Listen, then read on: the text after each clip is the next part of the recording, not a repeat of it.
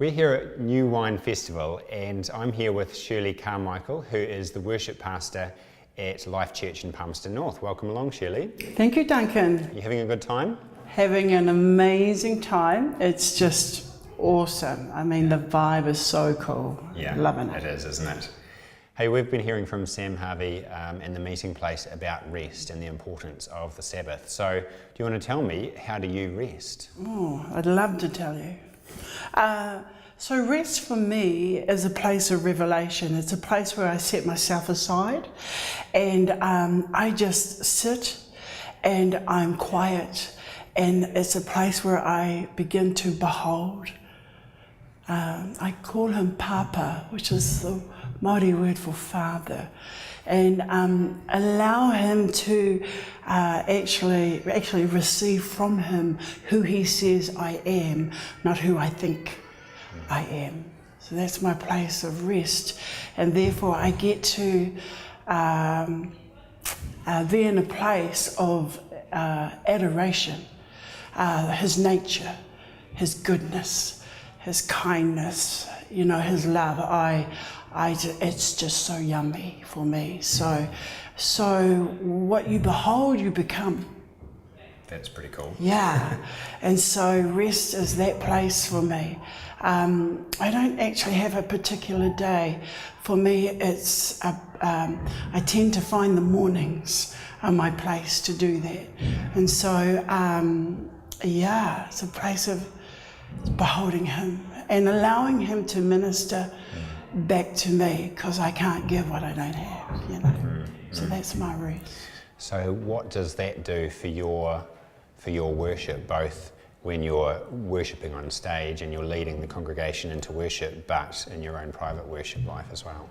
Yeah, well, what that means for me is rest is my private worship, but what that means for me is that I begin to, even in that place of rest, it's important to go to the team when we're together for rehearsal. It's important to envision, and I can't do that without getting a sense of the heart of Papa for that morning, and because he's in time but out of time.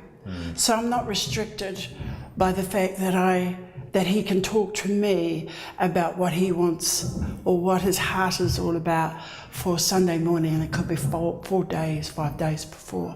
So it's important to envision the team so they get the heart first, and then of course once that's done, we get the practical down and what that looks like.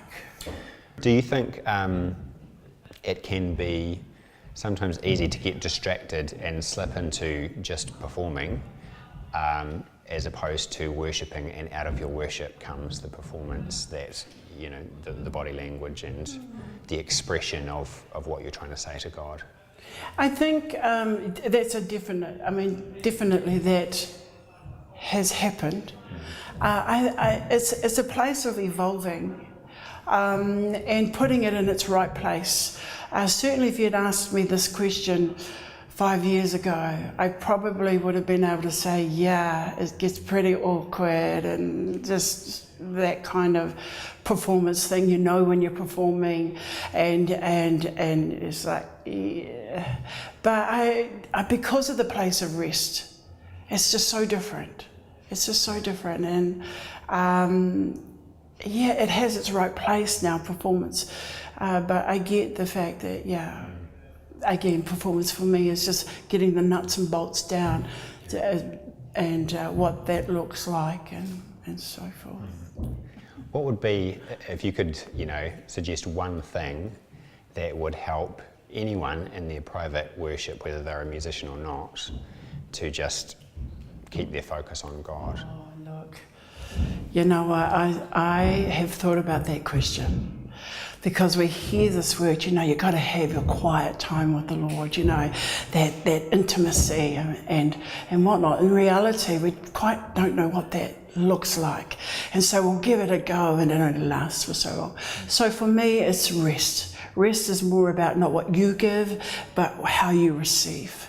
And so from that place, you are shaped, you become shaped more like Christ in his image, and you begin to see the way he sees, you begin to speak the way he speaks. You just align yourself, but it comes from a place of receiving. And so my answer to that would be rest well, learn to rest well. And how I do that and how I've learned to do that is, there's a lot of great speakers out there, but for me, Graham Cook, with an E on the end, is he's got a great ministry on that, and that has catapulted me into that place of rest. Awesome. Well, kia ora, Shirley. Thank you for being here with us. You're welcome. Thank you for inviting me. No worries.